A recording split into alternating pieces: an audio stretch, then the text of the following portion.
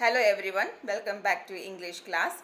So we were in the lesson number 2, We Are Not Afraid to Die If We All Can Be Together by Jordan Cook and Alan East. So we have seen in the last video that the ship made it through the storm and by the morning of January 6, the narrator tried to get the reading on the sextant. He worked with wind speeds, drift and current and calculated their position.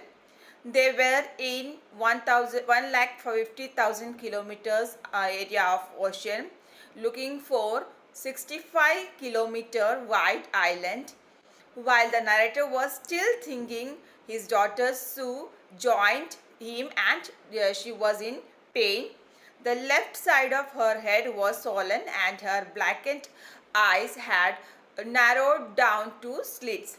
She gave him a card which had made herself. On the front of the card was a cartoon image of her parents with words written about them being very funny people and how they made her laugh. On the side of the card, she told them how she loved them both and she thanked them. This made the narrator realize that they had to make it to the island. So till we have seen in the last video, now we are moving to the next part of the story here. Moving to the next part, I checked and rechecked my calculation. We had lost our main compass and I was using a spare which had not been corrected for magnetic variation.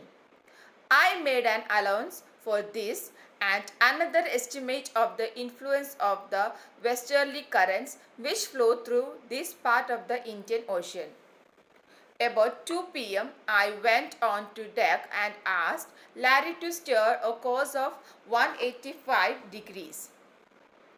If we were lucky, I told him with a conviction I did not feel, he could expect to see the island at about 5 p.m.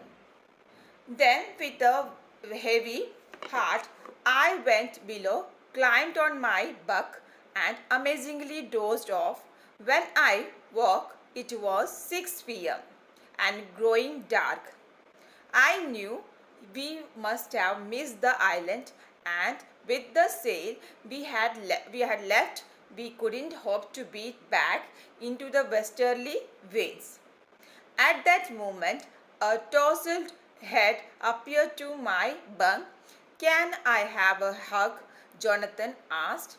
Sue was right behind him. Tousled head, disarranged hair of the narrator's son, Jonathan. So your bunk means what? Bed. Bunk means what? Bed. And dozed off means what? Went off to sleep. Dozed off means what? Went off to sleep. Bunk means what? Bed. Bed, bed. And dozed off means what? Went off to sleep. So what happened in this part? That the narrator rechecked his calculation. They lost their main compass and were using the spare one which was not corrected for magnetic variation. He estimated the influence of the westerly currents which flow through the Indian Ocean. Around 2 p.m. he went on deck and asked Larry to steer the wheel to 185 degrees. He felt if they were lucky they would see the island by 5 p.m. Then he went below and slept. He woke up around 6 p.m. and it was dark outside. He thought that they might have missed the island.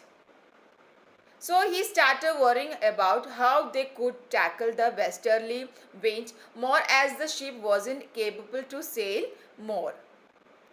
His son came and asked him for a hug and his daughter followed. I repeat, the narrator rechecked his calculation. They lost main compass and were using spare one which was not corrected for magnetic variations. He estimated the influence on the westerly currents which flow through the Indian Ocean. Around 2 p.m., he went on deck and asked Larry to steer the wheel to 185 degrees.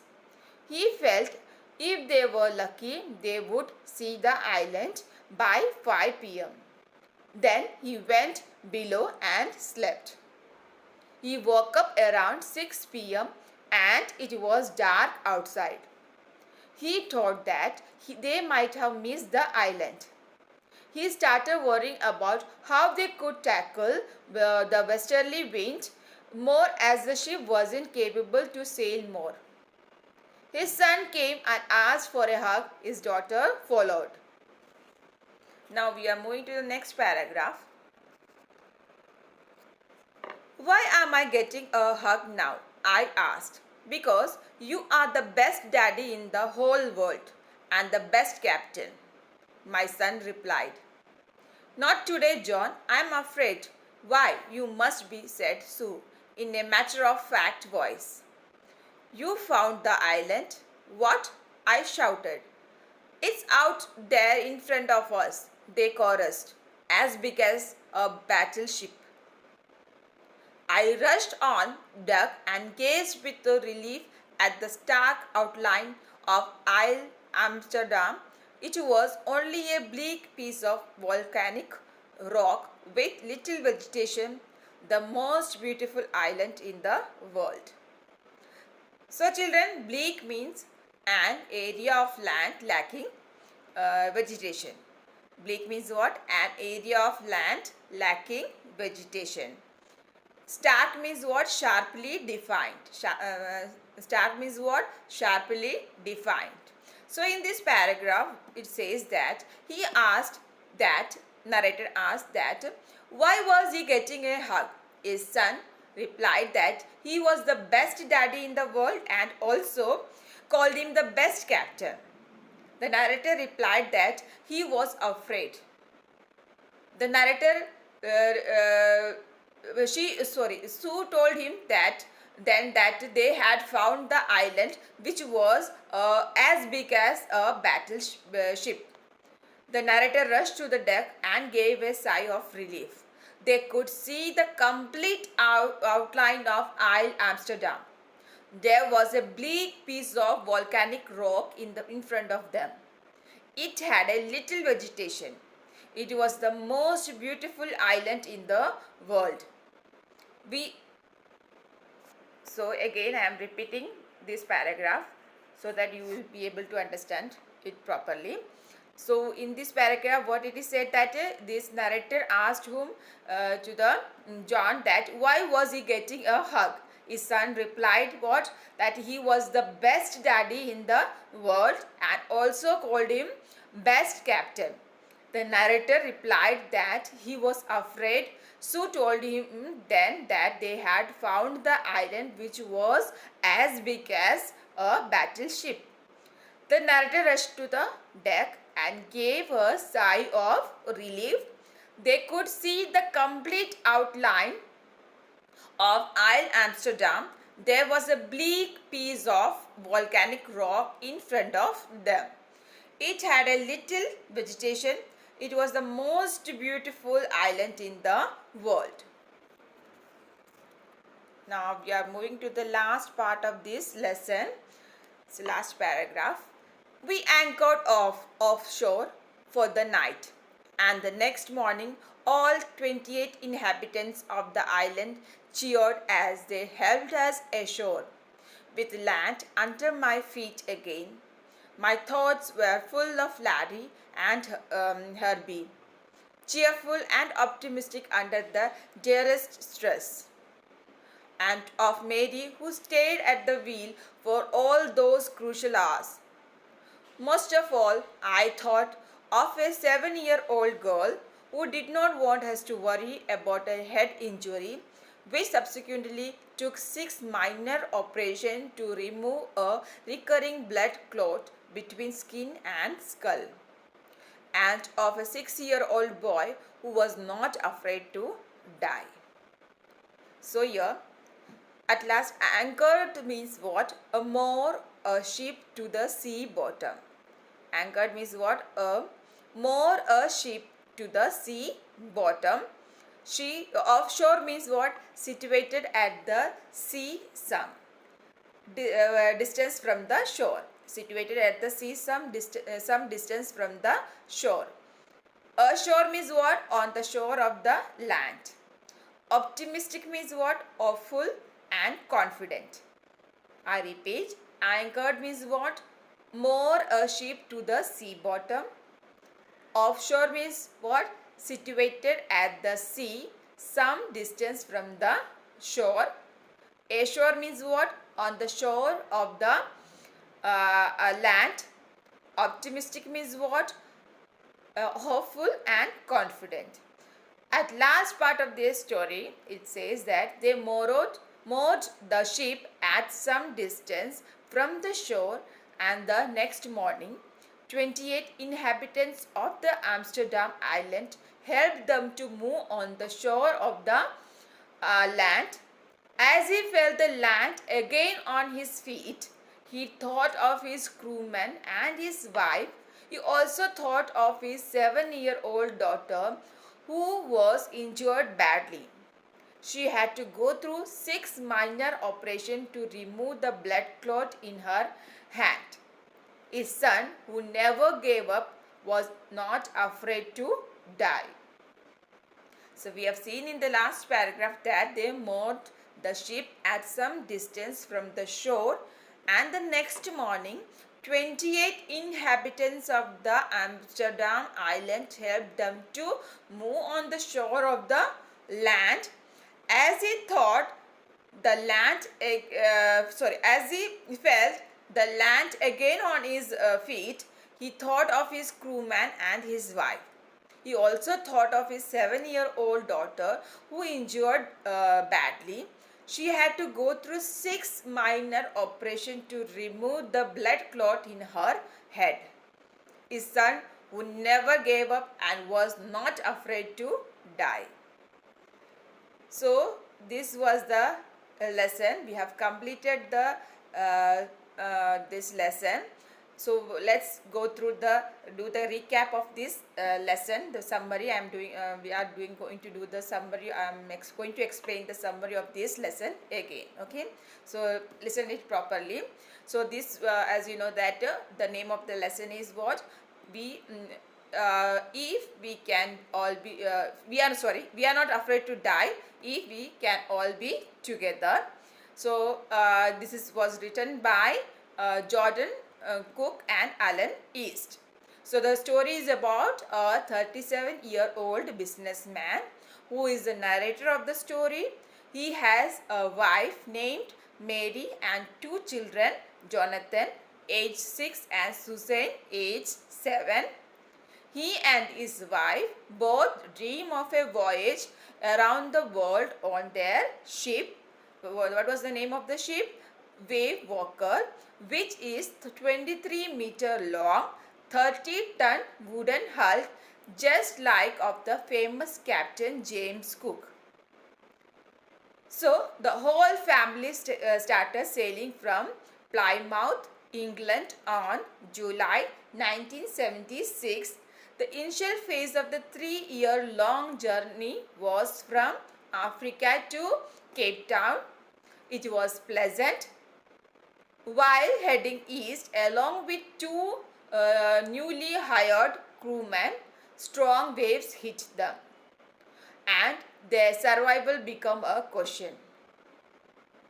The story tells us how they fought each day and survived till the end.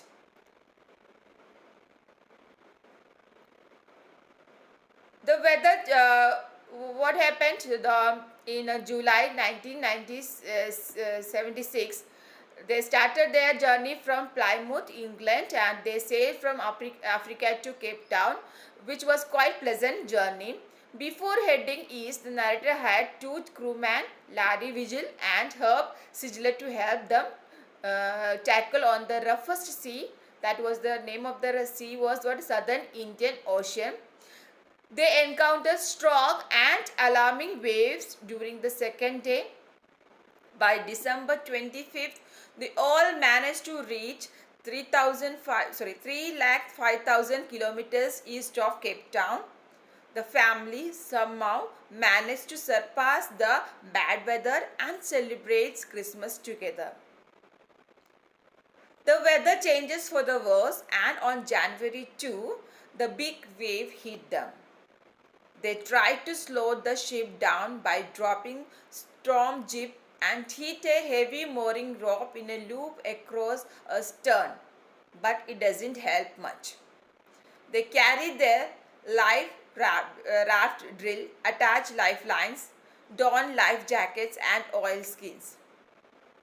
Later in the evening, a vertical huge wave strikes the ship, and the narrator is thrown off from the ship. He accepts his approaching death and starts losing consciousness. When the ship is about to overturn, a huge wave hit again and turn it right back. He suffers injuries in ribs and mouth. He grabs the guardrail and sails into the shipman's boom. He instructs his wife Mary to guard the wheel as he realizes that the ship has water in the lower parts. His crewman starts pumping out the water. The narrator goes to his children's cabin and checks on them. His daughter Sue informs him about the bump on her head, which he ignores because his major concern is to save the ship. Narrator does not Narrator does waterproofing on the gaping holes. This makes water to deviate on the right side. The hand pump gets blocked due to debris and electric pump gets short circuited.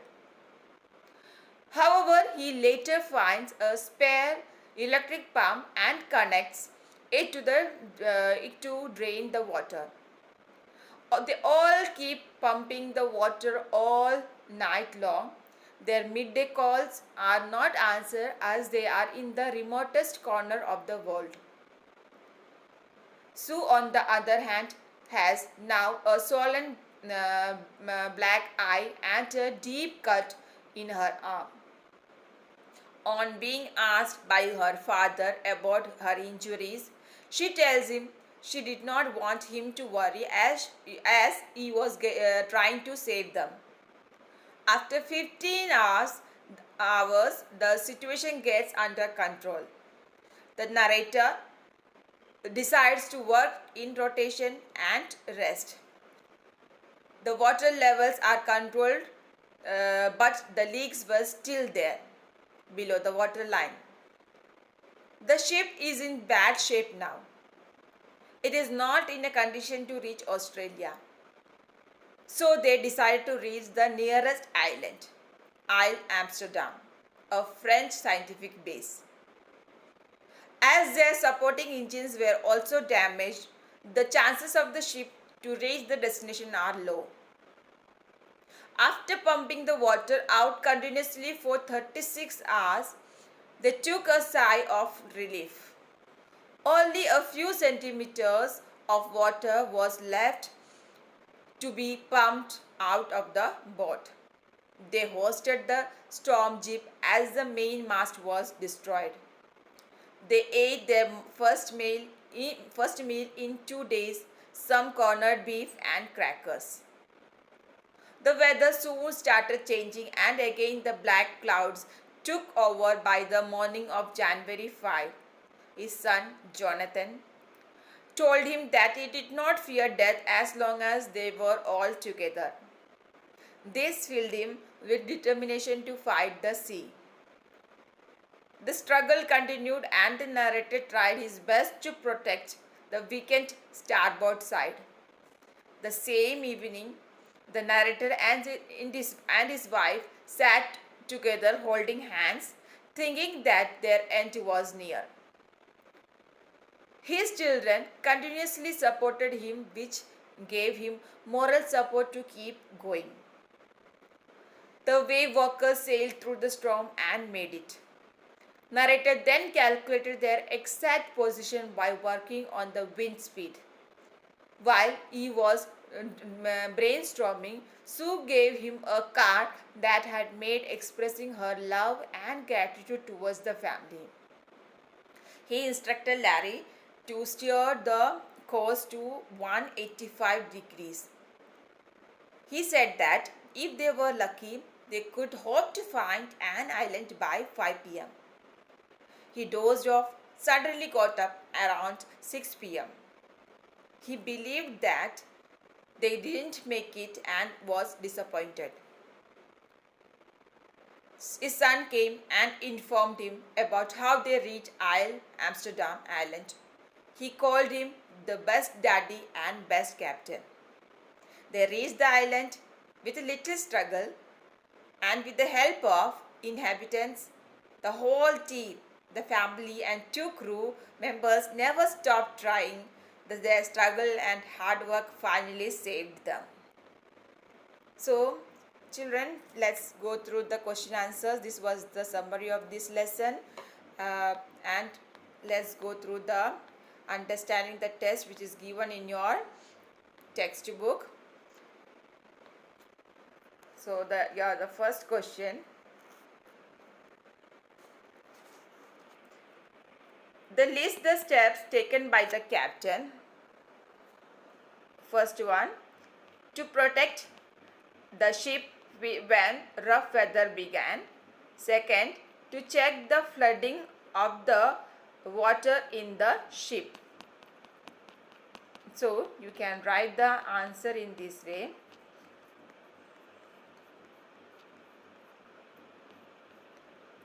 First answer, the first question is that to protect the ship when rough weather began.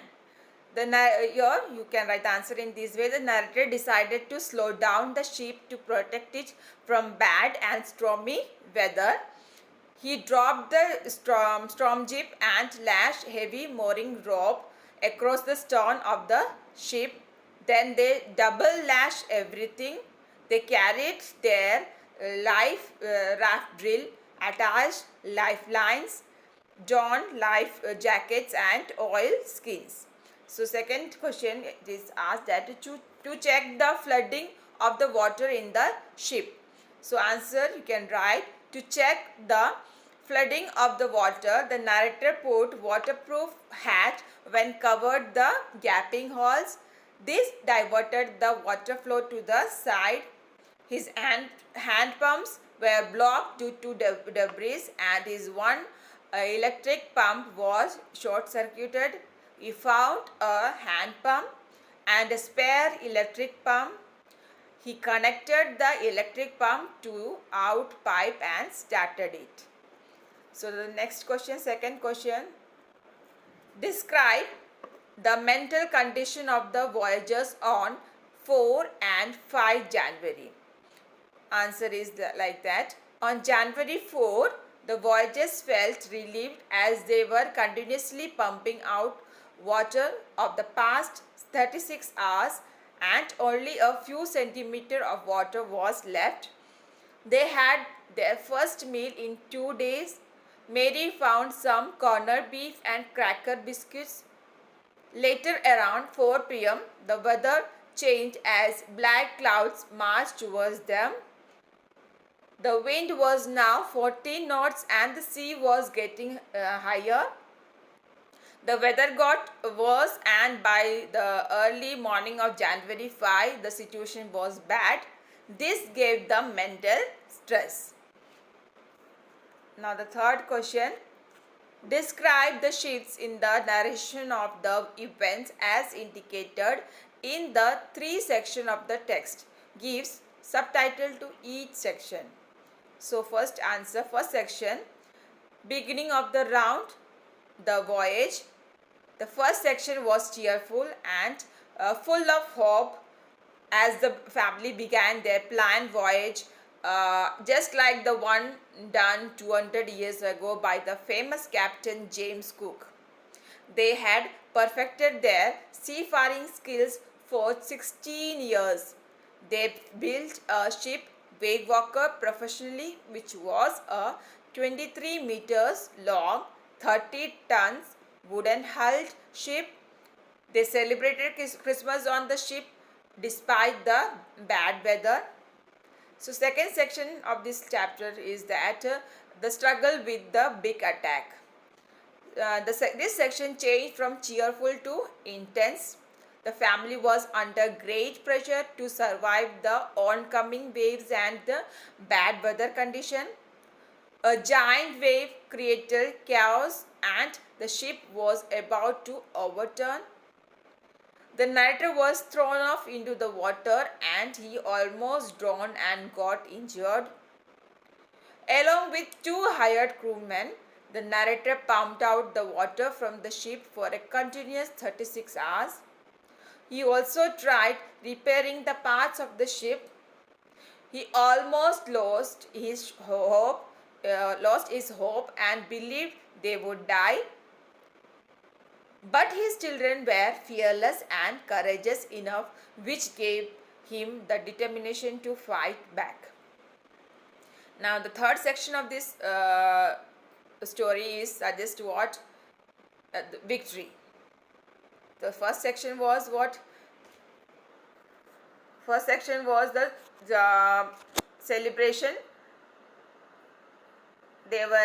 First section was the beginning of the round the voyage. Second section was the struggle with the big attack, and third section was what? Victory. So you can mention third section victory. With the support of his children, the narrator kept trying to save the ship in order to reach the two small islands, Isle Amsterdam. They finally reached the destination and got help from the inhabitants of the island, and his son called him the best daddy and best captain. So now moving to the next question.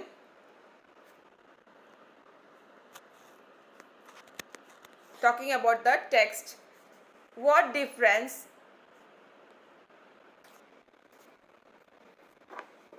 did you notice between the reaction of the adults and the children when faced with danger? I repeat the question what is the difference did you notice between the reaction of the adults and the children when faced with danger? So here you can write the answer in this way. There was a huge difference between the reaction of the adults and the children. The adults lose their hope at the end and wait for their fate of death. On the other hand, children were hopeful and gave the narrator moral support. With the support of his children, Jonathan and Suzanne, he decided to make it to the island at any cost. The children showed maturity. His son expressed courage as to how he wasn't afraid to die if they were all together. His daughter made him a card expressing her love and affection towards her parents and wrote a beautiful message. As she was injured still, she did not let become a hurdle for her parents who were trying to save the ship. So the next question, how does the story suggest that optimism helps to endure the serious stress? So I repeat the question, how does the story suggest that optimism helps to endure the serious stress? You can write the answer in this way. Optimism is the determination to overcome any challenges. Without optimism, it is impossible to face difficulties and solve problems. The family fought with the sea with great optimism and determination, which ultimately saved them. Again and again, on being attacked by the sea, they did not stop trying, which helped them to get to the shore of the Isle Amsterdam island. Next paragraph you are writing this way, that when the son of the narrator told him, we aren't afraid of dying if can all be together, you and Mummy, Sue and I. This showed the maturity of the children and how they played an important role in motivating the narrator who had almost lost hope. Sue, his daughter, who made him a card, showed how he was proud of her parents and did not make a big deal of her injuries, which were in a bad condition. With the struggles and efforts, they finally made it to the destination. Now moving to the third question. The third question goes here like that. That what lessons do we learn from such hazardous experiences which we are face to face with death? I repeat the question. What lesson do we learn from such hazardous experiences when we are face to face with death? The answer is life is never about being happy all the time.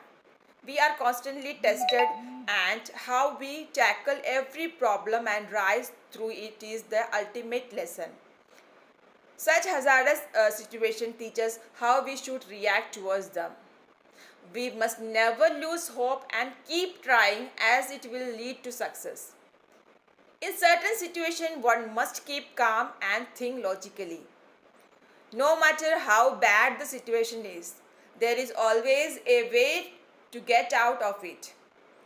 The significance of being extra cautious and to make sure that the situation does not get worse is required at such moments. It's a very good question, very beautiful question. It is there. So next is, it's inspiring to the everyone, for every human beings. So any difficult phases, when we face any difficult or challenging phase, that time we always have to remember that life is never about being happy all the time. We have to constantly test it, and we tackle every problem and rise through it is the ultimate lesson. So now I'm going to move to the next question, fourth one. Why do you think people undertake such adventurous expedition in spite of the risk involved? So what do you think that people undertake such adventurous expedition in spite of risk involved? So what is your view, children? You have to write. You can write the answer, this answer in your own words also. But I am giving you the brief, answer in what my opinion I am giving to you. So willingness to accept challenges drives people to take such adventurous expeditions in spite of the risk involved. People like to try different elements of nature, and some do it as a passion. Surely people already know of the risk involved in such activities, but still they do not hesitate to try it out. So children, till here we have completed the lesson. We have discussed the summary, and we have discussed some of the questions which is given in our textbook back of the lesson. So I request you all of you to read the lesson properly, then only you will be able to understand. Then hopefully I am sure that you have understood this lesson. Until the next class, keep reading, keep practicing. Bye from me.